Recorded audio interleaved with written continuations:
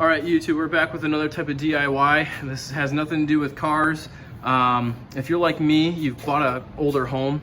Our home down here was built in the 60s. This is just our basement, unfinished and everything.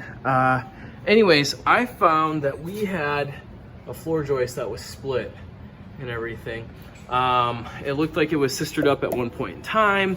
Anyways, this joist was still hanging pretty low.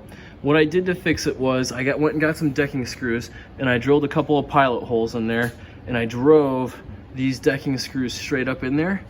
You know, the gap isn't perfectly closed, but I bet if I back these screws out and drive them back up again, they'll close even further.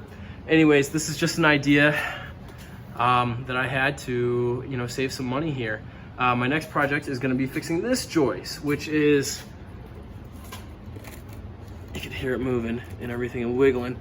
So this one right here, I'm probably going to sister up. The problem is it runs into some electrical and some plumbing all the way down there, and there's just a Mongo hole over there. So I'm not sure how I'm going to handle this, fixing this particular joist yet.